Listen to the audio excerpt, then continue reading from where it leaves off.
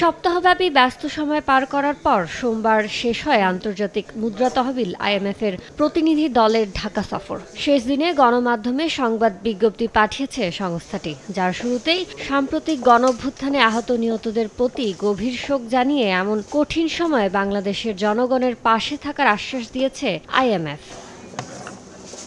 তবে শঙ্কাও জানিয়েছে সংস্থাটি, যেখানে বলা হয়েছে বাংলাদেশের মূল্যস্ফীতির হার চড়ে রয়েছে 2 অঙ্কের ঘরে। উল্লেখযোগ্যভাবে স্থবির হয়ে পড়েছে অর্থনৈতিক কর্মকাণ্ড।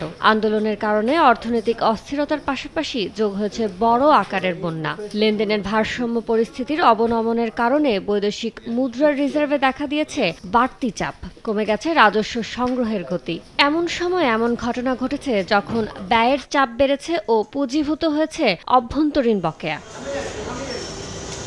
IMF বলছে, আর্থিক খাতের চ্যালেঞ্জ মোকাবিলায় প্রয়োজনীয় নীতি ও সংস্কারের ওপর উন্মুক্ত ও ফলপ্রসূ আলোচনা করেছে তারা। চ্যালেঞ্জ মোকাবিলার অংশ হিসেবে নীতি পদক্ষেপের সমন্বয়ে চলমান সংকোচনমূলক মুদ্রানীতি অব্যাহত রাখা এবং খুব প্রয়োজনীয় নয় এমন খাতগুলোতে যৌক্তিকভাবে ব্যয় করার সরকারি উদ্যোগের প্রতি সমর্থন জানিয়েছে IMF। সংস্থাটি নিজেদের বাংলাদেশের অবিচল অংশীদার ব্যাখ্যা দিয়েছে। মাঠের অলরাউন্ডার আমি, আর ঘরের অলরাউন্ডার টাইলক্স।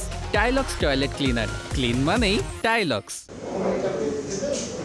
সপ্তাহব্যাপী চলা বৈঠকে সংস্থাটির দেয়া $470 কোটি ঋণের শর্ত হিসেবে জুড়ে দেয়া পরামর্শগুলো চুরচেলা বিশ্লেষণ করা হয়েছে। দাতা সংস্থাটি হাতে গোনা কয়েকটি শর্ত ছাড়া প্রায় সবকিছুর বিষয়ে ইতিবাচক মনোভাব দেখিয়েছে। এদিকে আরও $300 কোটি ঋণ IMF এর কাছে চায় বাংলাদেশ। এ নিয়ে চলতি মাসে IMF বিশ্বব্যাংকের বার্ষিক সভায় আলোচনা আরও এগিয়ে নেওয়া হবে বলেও আশ্বস্ত করেছে সংস্থাটি। ইয়ানুর শিফাত, সময় সংবাদ, ঢাকা।